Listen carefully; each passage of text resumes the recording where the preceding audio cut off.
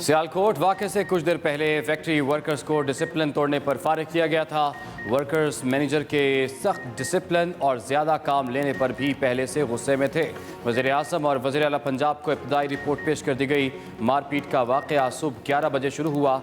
11:25 पर 3 एहलकार मौके पर पहुँचे। वाक़े के वक्त फैक्ट्री मालिकान और इंतज़ामिया के लोग गायब हो गए।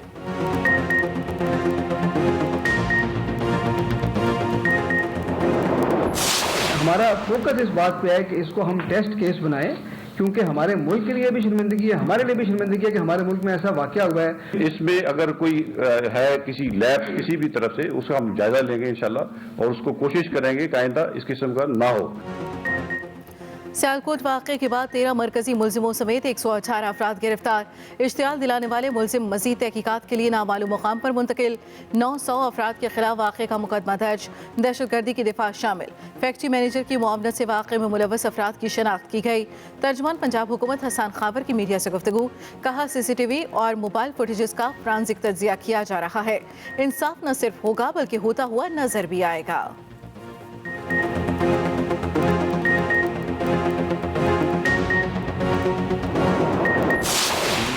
उनकी फैमिली से रब्ता किया है थ्रू दी श्रीलंकन गवर्नमेंट, और हमारी कोशिश होगी जो उनकी फैमिली की ख्वाहिशात हैं उसके मुताबिक हम आगे बढ़ें। जहां उनकी तसल्ली तशफ़ी होगी, जैसे वो चाहेंगे हम वैसा ही करेंगे। 22.8 मिलियन अफगान जो हैं वो फूड शॉर्टेजेस का शिकार हो सकते हैं। सियालकोट वाक़या इंतहाई अफसोसनाक और काबिल निदामत है। श्रीलंका से ताल्लुकात मुतासर नहीं होंगे। वज़ीर-ए-आज़म मामले को खुद देख रहे हैं। वज़ीर ख़ारजा शाह महमूद कुरैशी की लाहौर में न्यूज़ कॉन्फ्रेंस। कहा इंतज़ामिया को इंक्वायरी के लिए 48 घंटे की मोहलत दी है। वज़ीर ख़ारजा शाह महमूद कुरैशी का श्रीलंकन हम मनसब से भी रब्ता। सियालकोट वाक़े पर बातचीत। शाह महमूद कुरैशी ने कहा कि वाक़े में मुलव्वस तमाम मुल्ज़िमान को कैफ़रे किरदार तक पहुँचाया जाएगा।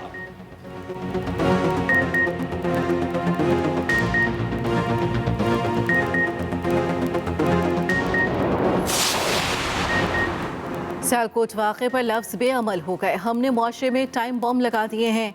इन बमों को नाकारा ना किया तो वो फटेंगे। विभाग की वज़ीर इत्तलात फवाद चौधरी का सियालकोट वाक़े पर रद्द-ए-अमल ट्वीट किया। वक्त रेत की तरह हाथों से निकल रहा है, बहुत तवज्जो चाहिए। वज़ीर मुमलिकत फ़ारूक हबीब ने कहा सियालकोट वाक़े से पूरी कौम का सर शर्म से झुक गया। किसी को नाहक किसी की जान लेने की इजाज़त नहीं दी जा सकती। चौधरी परवेज़ इलाही कहते हैं वाक़या गैर इस्लामी और गैर इंसानी है। मुल्ज़िमों को करार वाक़ई सज़ा दी जाए।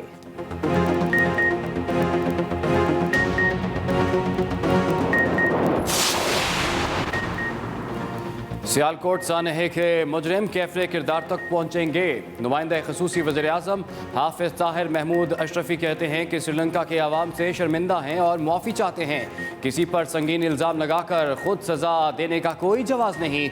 मुफ्ती तकी उस्मानी का सियालकोट वाक़े पर रद्द-ए-अमल। कहा सियालकोट वाक़े ने मुल्क व मिल्लत को बदनाम किया, नाखुशगवार वाक़े की मज़म्मत करते हैं। मुफ्ती मुनीबुर रहमान ने कहा कि वाक़े से आलमी सतह पर पाकिस्तान का मनफी तासुर गया। सियालकोट वाक़या मुल्क व मिल्लत के मुफाद में नहीं। पाकिस्तान में मुश्तिल हजूम की जानिब से श्रीलंकन शहरी के कातिल की खबर सुनकर अफसोस हुआ। श्रीलंकन वज़ीर-ए-आज़म की ट्वीट कहते हैं मेरी हमदर्दी और दुआएं लवाहिकीन के साथ हैं। श्रीलंका के अवाम को इस बात पर यकीन है कि वज़ीर-ए-आज़म इमरान खान वाक़े में मुलव्वस तमाम अफराद को सज़ा देकर इंसाफ करेंगे।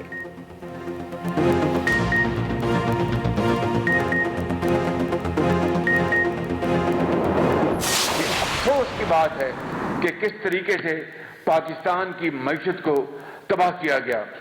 इन्होंने डॉलर को जो जून 2018 में 122 रुपए में था, आज वो 178 के करीब पहुंच गया है। आपकी एक्सपोर्ट जो है वो यानी ना होने के बराबर है। तारीख की बदतरीन इनकॉम्पिटेंट हुकूमत है, लेड बैक हुकूमत है, ना तजर्बाकार हुकूमत है और करप्ट हुकूमत है।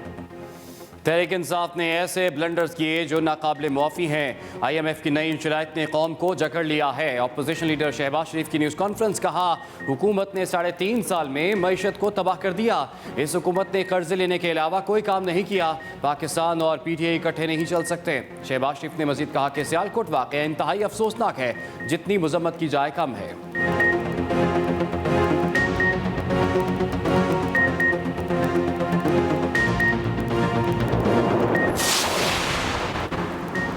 शहबाज शरीफ मईशत के हवाले से पहले भी गलत थे और आज भी गलत हैं।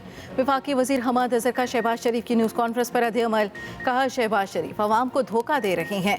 महंगाई पर सियासत करना दुरुस्त नहीं, महंगाई की असल वजह आलमी मंडियां हैं। शहबाज शरीफ कोरोना के दौरान मुकम्मल लॉकडाउन का मशवरा दे रहे थे। नून लीग की पॉलिसियों को रद्द करके मईशत को बेहतर किया।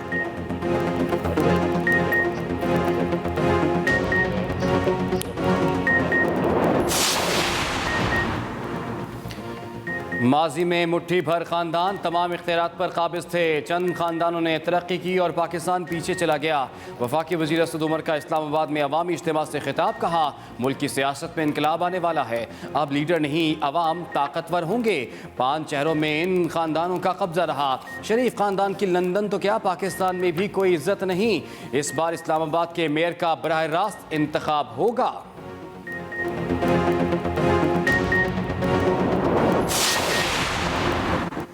वकील अपना काम करने के बजाय जज से बदतमीजी करते हैं। वकील को पता होना चाहिए अदालत के सामने कैसे पेश होना है। Chief justice of Pakistan justice Gulzar Ahmed का पंजाब बार कौंसिल की तकरीब से खिताब। कहा, फैसले पर तबसरा हो सकता, लेकिन इस पर झगड़ा नहीं कर सकते। ऐसा नहीं कि सर्दी आई तो जजेस सर्दी वाले फैसले दे दें। Chief justice Lahore high court justice अमीर भट्टी ने अपने खिताब में कहा, फैसला पसंद न होने की सूरत में अदालतों पर हमला जायज़ नहीं। ऐसे नहीं होता घर के बच्चे उठकर बाप पर हमला कर दें।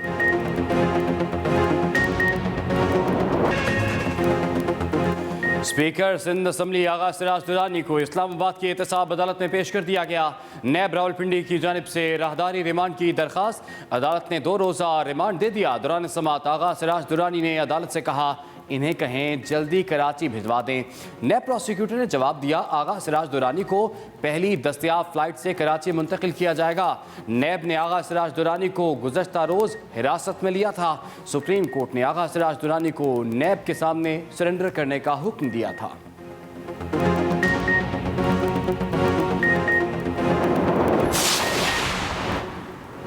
लाहौर के हल्का NA 133 में ज़िमनी इलेक्शन का मैदान कल सजेगा। पोलिंग के लिए 254 पोलिंग स्टेशन कायम, सिक्योरिटी इंतजाम भी मुकम्मल। ख्वाजा साद रफीक, अली परवेज़ मलिक और अता तारिक की मुश्तरका न्यूज़ कॉन्फ्रेंस।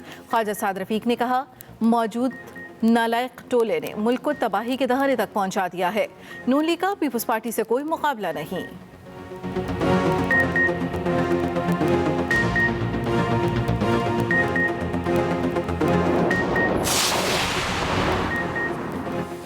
कराची में मुत्तहिदा का नए बल्दियाती तरमीमी बिल के खिलाफ एहतजाजी मुजाहरा। साबिक मेयर वसीम अख्तर ने कहा कि शराफत से एहतजाज कर रहे हैं, हमारे सब्र को मत आजमाओ, हमें कमज़ोर ना समझें, घी टेढ़ी उंगली से भी निकालना आता है। कराची दुश्मनी पर मबनी मनमाने कानून बनाए जा रहे हैं। पीटीआई रहनुमा खुर्रमशेर जमान की सूबा सिंध में 6 माह के लिए गवर्नर राज की तजवीज़। कहा, सिंध हुकूमत एक गैर मुंतखब मेयर को कराची के शहरियों पर मुसल्लत करना चाहती है। सारे काम विफाक ने करने हैं तो सिंध हुकूमत क्या कर रही है? जितनी नाअहल विफाकी हुकूमत है, उससे ज़्यादा नाअहल सिंध की अपोजिशन है। वज़ीर इत्तला सिंध सईद गनी की कराची में मीडिया से गुफ्तगू। कहा, आइंदा इंतखाबात में PTI का हशर बहुत बुरा होने वाला है। MKM चाहती है शहर के हालात फिर ख़राब हों। बल्दियाती इंतखाबात में मेयर पीपल पार्टी का होगा।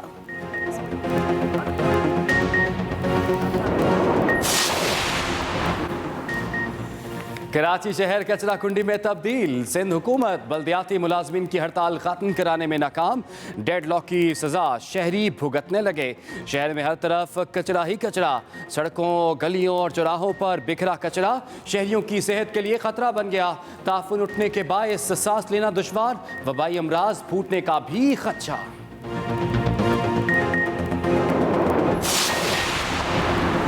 FIA Sindh cyber crime wing ने ऑपरेशन साइबर स्टॉर्म का आगाज कर दिया। एडिशनल डायरेक्टर इमरान रियाज की न्यूज़ कॉन्फ्रेंस। कहा, जाली सिमें रजिस्टर करवाकर कच्चे के डाकुओं को दी जा रही थी। खवातीन की आवाज़ में कई शहरियों को अगवा किया जाता था।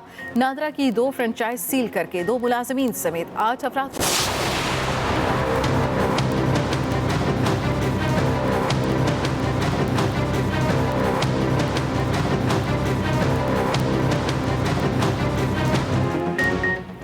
लाहौर आज भी दुनिया के आलूदा तरीन शहरों में पहले नंबर पर। भारतीय शहर दिल्ली दूसरे, कोलकाता चौथे, कराची 8वें नंबर पर। लाहौर समेत पंजाब भर में स्मॉग और धुंध का राज, लोगों को सांस लेने में मुश्किलात, आंखों में जलन समेत दीगर तिब्बी मसाइल का भी सामना। बहावलपुर, फैसलाबाद, रायगढ़ में भी एयर क्वालिटी इंडेक्स खतरे की हदों को छू रहा है।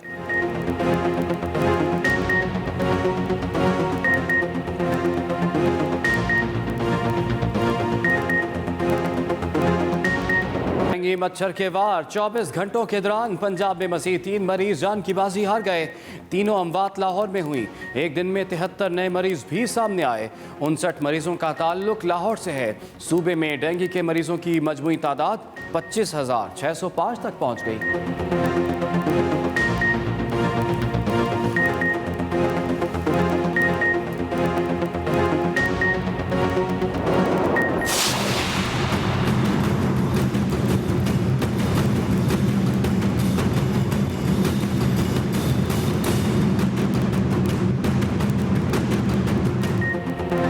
ओमिक्रॉन वायरस अमेरिका, बरतानिया, फ्रांस और जर्मनी समेत 40 मुल्कों में फैल गया।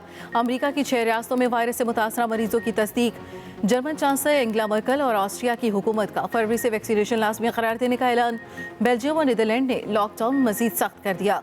WHO का आलमी बरादरी को घबराने के बजाय तैयारी का मशवरा।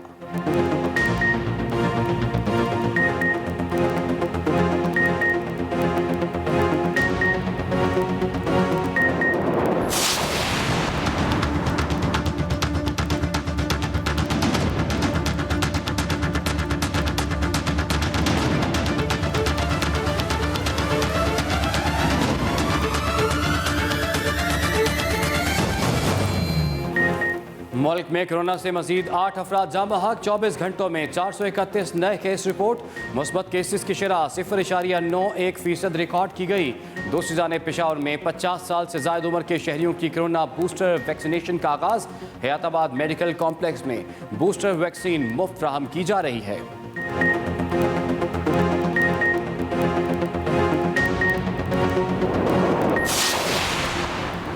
कीमियाई हथियारों पर पाबंदी के लिए पाकिस्तान के किरदार का एतराफ़। पाकिस्तान कीमियाई हथियारों पर पाबंदी की आलमी तंजीम की एग्जेक्टिव कौंसिल के लिए दोबारा मुंतखब। तर्जुमान दफ्तर खारजा के मुताबिक पाकिस्तान को 2022 से 24 के लिए एग्जेक्टिव कौंसिल में मुंतखब किया गया।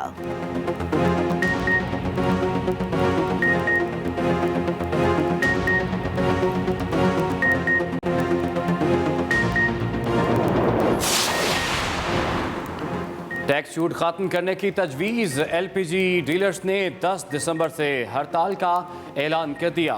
Chairman LPG dealers association Irfan Khokhar ने मीडिया से गुफ्तगू में कहा कि टैक्स छूट खत्म होने से LPG 15 रुपये किलो महंगी हो जाएगी।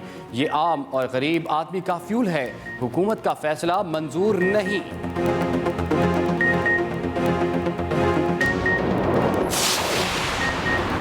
सऊदी अरब के 3 अरब dollar state bank of Pakistan को मौसूल हो गए।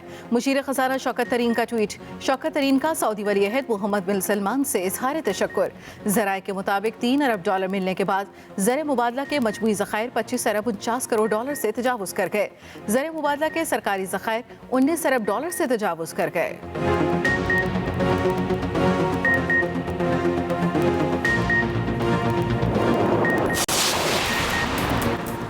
नौजवानों को खेलों की सहूलियात फराहम करना अवलीन तरजीहात में शामिल है।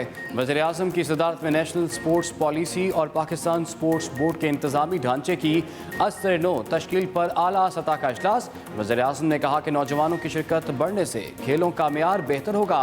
पाकिस्तान स्पोर्ट्स बोर्ड रेगुलेटर के तौर पर काम करेगा। वज़ीर-ए-आज़म की जारी मंसूबों पर काम मुअय्यना मुद्दत में मुकम्मल करने की हिदायत।